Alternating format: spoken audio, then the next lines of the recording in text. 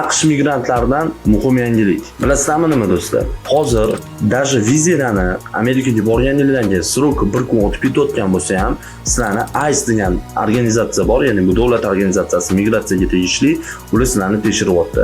Va 1 kun o'tib ketsa ham sizlarni deport qilishi mumkin.